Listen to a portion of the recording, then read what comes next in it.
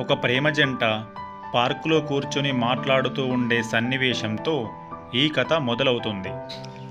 గ్రామాలల్లో, నగరాలల్లో ప్రజలను భయపెట్టే దయ్యాలు, భూతాలు, చేతబడులు ఇవేమీ లేవని, వాటి మీద ఇన్వెస్టిగేషన్ జరిపేటువంటి టాస్క్ ఫోర్స్లో పనిచేస్తున్నానని గీత అనే అమ్మాయి రోహిత్ అనే అబ్బాయితో పరిచయం పెంచుకొని ప్రేమ వ్యవహారం నడిపిస్తూ ఉంటుంది.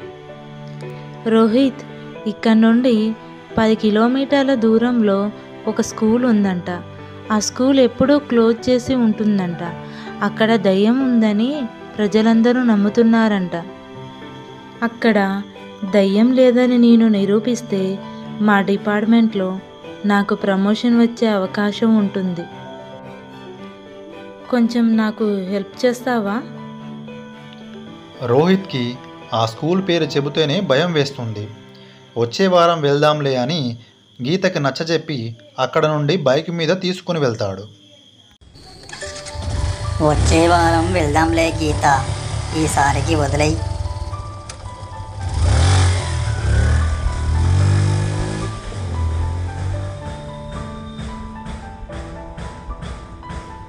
అదే అమ్మాయి సుధీర్ అనే మరొక అబ్బాయితో కూడా ప్రేమ వ్యవహారం నడిపిస్తూ ఉంటుంది. దయ్యాలు, భూతాలు అని భయపడే పిరికివాణ్ణి నేను పెళ్లి చేసుకోను అని, ఎలాంటి భయం లేని ధైర్యవంతున్నే పెళ్లి చేసుకుంటాను అని ఆ సుధీర్తో అంటూ ఉంటుంది. ఇంకా ఇలా ఎంతసేపు చూసుకుంటూ ఉందాం? సుధీర్, ఏమైనా మాట్లాడు. ఇన్ని రోజుల నుండి చెప్తున్నా ఆ స్కూల్కి వెళ్దామని, రానని అంటావేంటయ్యా బాబు? ఎందుకు గీత, ఆ స్కూల్ దగ్గరికే వెళ్దామని ఎప్పుడూ ఫోర్స్ చేస్తూ ఉంటావు. అక్కడికి కాకుండా మరెక్కడికైనా వెళ్దాం. అయినా ఏంటి గీత ఎప్పుడు దయ్యాలు, భూతాలు అని? ఇంత పిరికివాడిని నేను పెళ్లి చేసుకోలేను బాబోయ్. నువ్వు రాకు బాబు, నేను ఒక్కదాన్నే వెళ్తాను. తను బయలుదేరితే సుధీర్ కూడా ఎలాగైనా తన వెనకాల వస్తాడని తెలిసిన గీత వెళ్ళిపోతూ ఉంటుంది. సుధీర్ కూడా గీత వెనకాలే బైక్ మీద వెళుతూ ఉంటాడు. అలా కొంత దూరం వెళ్ళిన తర్వాత గీత స్కూటీలో పెట్రోల్ అయిపోతుంది. నీ మీద కోపంలో బయలుదేరి పెట్రోల్ ఫుల్ చేసుకోవడం కూడా మర్చిపోయాను. ఇప్పుడు నా స్కూటీలో పెట్రోల్ కూడా అయిపోయింది. అయినా పర్లేదు, నడుచుకుంటూ నేను ఆ స్కూల్కి వెళ్తాను. ఇంత రాత్రిపూట ఆ స్కూల్కి వెళ్ళడం ఏంటో, దయ్యాలు, భూతాలంటే భయపడని వాడిని నువ్వు పెళ్లి చేసుకోవడం ఏంటో, ఇదంతా ఏంటో నాకు ఈ పరీక్ష. నువ్వు ఒక్కదాని వెళ్ళకు తల్లి, నేను కూడా నీతో వస్తాను పద. గీత ప్రేమ మత్తులో ఉన్న సుధీర్ ఎలాగైనా ఆమెని పెళ్లి చేసుకోవడానికి ఆమె పెట్టిన పరీక్షకు ఒప్పుకుంటాడు. అలా స్కూల్ దగ్గరికి వెళ్ళిన తర్వాత గీత సుధీర్తో వింత వింతగా మాట్లాడుతూ ఉంటుంది. ఇక్కడ నావి 5 లక్షల రూపాయలు పోయాయి. చూడు, నీకు ఏమైనా దొరుకుతాయా? 5 లక్షల రూపాయలు అని గీత అనేసరికి సుధీర్కు భయం కలుగుతుంది. గీత, నువ్వేంటి అంత పిచ్చి పిచ్చిగా మాట్లాడకు. నువ్వు రమ్మన్నావు, నేను వచ్చాను. ఇక ఇక్కడి నుంచి వెళ్ళిపోదాం పద. పద, త్వరగా వెళ్ళిపోదాం పద. సుధీర్ అలా మాట్లాడుతూ ఉంటే గీత ఒక్కసారిగా తన రూపం మార్చుకుంటుంది. హఠాత్తుగా దయ్యంలా మారిన గీతను చూసి సుధీర్ అక్కడ నుండి పారిపోతాడు.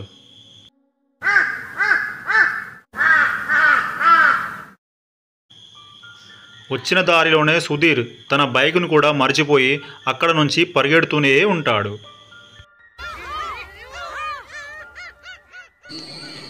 అరే రోహిత్, అరే రోహిత్, వింటున్నావా? అరే రోహిత్, మనం అప్పుడు చంపిన మాధవి ఉంది చూడురా, అది ఇప్పుడు దయ్యంలా మారి నా వెంట పడుతుందిరా. నన్ను చంపేలా ఉందిరా, నన్ను కాపాడురా రోహిత్. రే సుధీర్, ఏం మాట్లాడుతున్నావురా? ఇప్పుడు నువ్వు ఎక్కడున్నావు? అసలేంటి? మనం చంపిన మాధవి దయ్యంలా మారడం ఏంట్రా? హలో హలో సుధీర్, అరే సుధీర్. దయ్యంలా మారిన గీత ఒక బండరాయితో సుధీర్ తలను బాదుతూ ఉంటుంది. అలా ఆ బండ సుధీర్ తలకు మాటి మాటికి తగలడంతో సుధీర్ అక్కడికక్కడే మరణిస్తాడు. ఆడపిల్లను ఏడిపించడం, దొంగతనాలు, హత్యలు చేసే నీలాంటి వాళ్ళు బ్రతకకూడదురా. చావురా చావు. నన్ను ఏ రాయితో కొట్టి చంపావో అదే రాయితో నిన్ను చంపాను. నాకిప్పుడు చాలా హాయిగా ఉంది. సుధీర్ నుండి ఫోన్ వచ్చిన తర్వాత రోహిత్కు అస్సలు నిద్ర పట్టదు. మేము చంపిన మాధవి దయ్యంలా మారడమేంటి, సుధీర్ని చంపడానికి వెంటపడమేంటి అని ఆలోచిస్తూ ఉంటాడు. ఈ ఊరి చివరన బంగ్లాలో ఒక మాంత్రికుడు ఉన్నాడు. అతని దగ్గరికి వెళ్ళి ఈ మాధవి పని పడతాను. అయ్యా మాంత్రికులు గారు, నన్ను ఒక సమస్య నుండి కాపాడండి. నన్ను కొంతకాలం క్రితం ఒక స్కూల్ టీచరు పెళ్లి చేసుకోమని నా వెంట పడింది. నేను కాదనడంతో ఆమె ఆత్మహత్య చేసుకొని చనిపోయింది. ఇప్పుడు ఆమె దయ్యంలా మారి నా వెంట పడేలా ఉంది. ఆమె నుంచి నన్ను ఎలాగైనా కాపాడండి. దయచేసి నన్ను కాపాడండి. నన్ను కాపాడితే మీకు కావాల్సినంత డబ్బు నేను మీకు ఇస్తాను. సరే, నువ్వు నా దగ్గరికి వచ్చావు, ఇక నువ్వేమీ భయపడకు. ఆ దయ్యాన్ని నా దగ్గర ఉన్న మాయా సీసాలో బంధిస్తాను. నీ కళ్ళ ముందే ఆ దయ్యాన్ని నా మంత్రశక్తితో సీసాలో బంధిస్తాను చూడు. అలా ఆ మాంత్రికుడు తనకు వచ్చిన మంత్రాలన్నింటినీ చదివి తన మంత్రశక్తితో తన దగ్గర ఉన్న మాయా సీసాలోకి మాధవిని ఆకర్షించేలా మంత్రాలు చదువుతాడు.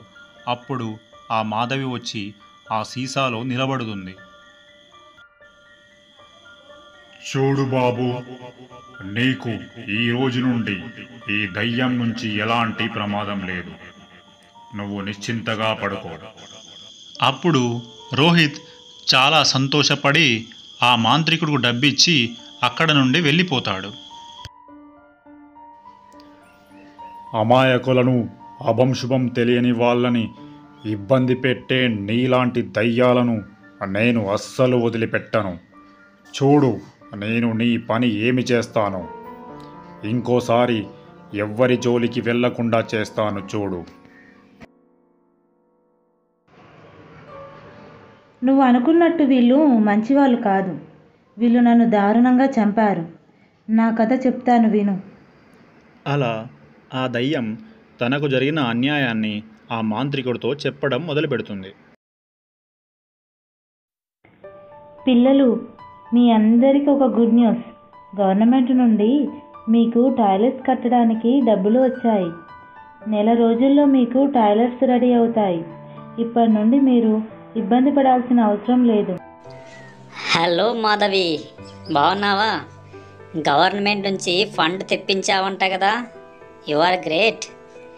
అయినా పిల్లలకు పాఠాలు చెప్పడమేనా, మాకు కూడా ఏమైనా చెప్తావా? మాకు కూడా కాస్త పాఠాలు చెప్పొచ్చు కదా. చూడు సుధీర్, పిల్లలకు పాఠాలు చెప్పే ఒక టీచర్ నువ్వు. కాస్త పద్ధతిగా మాట్లాడడం నేర్చుకో, లేకుంటే ప్రిన్సిపల్కి కంప్లైంట్ చేస్తాను. మాధవి మేడం, మీరు చేసిన ప్రయత్నం వల్ల కలెక్టర్ ఆఫీస్ నుంచి ఫండ్ శాంక్షన్ అయింది. ఆ డబ్బు కూడా వచ్చింది. ఆ డబ్బును ఈ లాకర్లో పెట్టాను. కాంట్రాక్టర్కి ఫోన్ చేశాను. రేపు ఉదయం కాంట్రాక్టర్ వస్తాడు. అతనికి డబ్బును హ్యాండ్ ఓవర్ చేద్దాం. ఓకేనా? ఓకే సార్, ఆ లాకర్కి మీ దగ్గరే ఉంచుకోండి. రేపు కాంట్రాక్టర్ వచ్చాక డబ్బులు అతనికి హ్యాండ్ ఓవర్ చేద్దాం.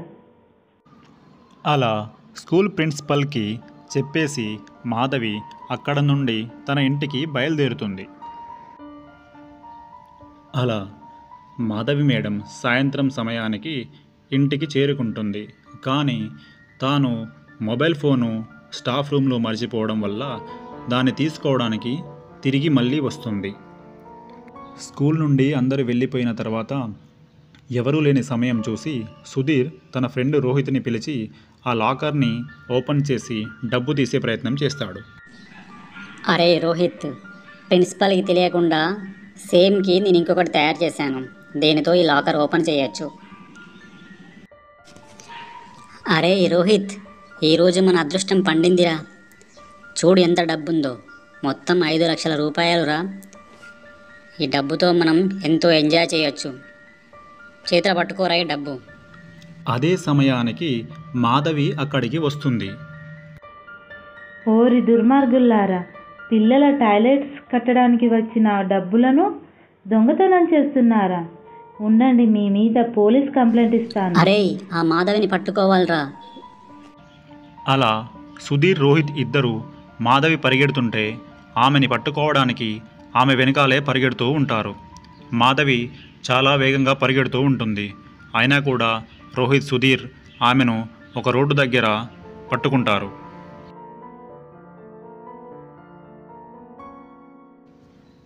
మాధవి వాళ్ళ చేతికి చిక్కడంతో సుధీర్ చెప్పినట్లుగా రోహిత్ ఒక బండరాయితో మాధవి తల మీద కొట్టి ఆమెను చంపేస్తారు. ఈ మాధవి బ్రతికుంటే డబ్బు పోతుంది, నా ఉద్యోగం పోతుందిరా. చంపి చాలా మంచి పని చేశావు. మరునాడు ఉదయం పోలీసులు, ప్రిన్సిపల్ రావడంతో సుధీర్, రోహిత్ ఇద్దరూ కలిసి డబ్బును దొంగతనం చేసిన వారే కారుతో మాధవిని గుద్ది చంపి వెళ్ళారు అని వాళ్ళను కూడా నమ్మిస్తారు. ఎలాంటి ఆధారాలు దొరక్కపోవడంతో పోలీసుల నుండి సుధీర్, రోహిత్లు తప్పించుకుంటారు. ఇప్పుడు చెప్పు, ఇలాంటి వాళ్ళని నేను చంపడం తప్ప? దయచేసి నన్ను వదిలేయ్. వీళ్ళ మీద నా ప్రతీకారం తీర్చుకుంటాను. సమాజానికి హాని చేసే ఇలాంటి దుర్మార్గులు బ్రతకకూడదు. నేను నిన్ను విడుదల చేస్తున్నాను. వెళ్ళి వాళ్ళను చంపేయి. ఆ దుర్మార్గులను చంపి నీ ఆత్మను శాంతింపచేసుకో. అలా ఆ మాంత్రికుడు దయ్యంలా మారిన మాధవిని రోహిత్ని చంపడానికి విడిచిపెడతాడు. ఆ సాయంత్రమే గీత తన స్కూటీ మీద రోహిత్ని కలవడానికి వెళ్తుంది. రోహిత్, పద, నెక్స్ట్ వీక్ వెళ్దామన్నావు కదా. వెళ్దాం పద ఆ స్కూల్కి.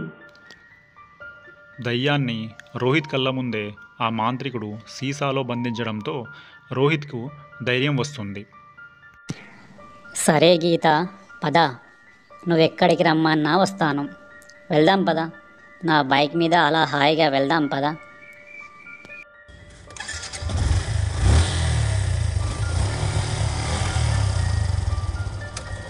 అలా గీత ఎంతో ప్రేమగా మాట్లాడుకుంటూ రోహిత్ను కూడా సుధీర్ని తీసుకువెళ్ళిన స్కూల్కే తీసుకెళ్తుంది.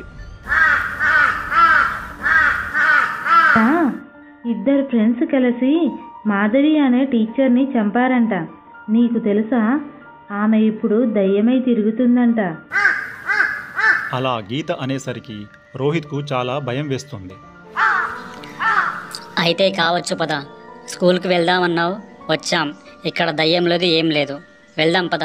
త్వరగా పద ఇక్కడ నుండి. ఇక్కడే ఆమెను రాయితో కొట్టి చంపారంట. వాళ్ళ పేర్లు సుధీర్, రోహిత్. మాధవిని చంపిన విషయం మాధవికి తప్ప ఎవరికీ తెలియదు. గీత చూసిన దానిలాగా చెప్తుండడంతో రోహిత్కు చాలా భయం వేస్తుంది. గీత, చాలు చాలు. ఇక్కడ నుండి వెళ్ళిపోదాం పద. ఆలస్యం చేయకు, వెళ్ళిపోదాం పద. ఇంతలా భయపడుతున్నావు? కొంపదీసి ఆ రోహిత్ నువ్వే కాదు కదా? గీత అలా మాట్లాడుతూ నెమ్మదిగా దయ్యంలా మారిన మాధవి రూపంలోకి వస్తుంది. అది చూసిన రోహిత్కు చాలా భయం వేస్తుంది. నువ్వే కదా రోహిత్, దుర్మార్గుడా. పోయిన వారం నీ ఫ్రెండ్ని చంపాను, ఇప్పుడు నిన్ను చంపుతాను. ఆడపిల్లను ఏడిపించడం, దొంగతనాలు, హత్యలు చేసే నీలాంటి వాళ్ళు బ్రతకకూడదురా. చావురా చావు. నన్ను ఏ రాయితో కొట్టి చంపావో అదే రాయితో నిన్ను చంపాను. నాకిప్పుడు చాలా హాయిగా ఉంది. అలా మాధవిని చంపిన ఆ ఇద్దరిని కూడా మాధవి దయ్యంలాగా మారి వాళ్ళని చంపేసి ప్రతీకారం తీర్చుకుంటుంది. ప్రతీకారం తీర్చుకున్న తర్వాత మాధవి ఆత్మ ప్రకృతిలో కలిసిపోతుంది.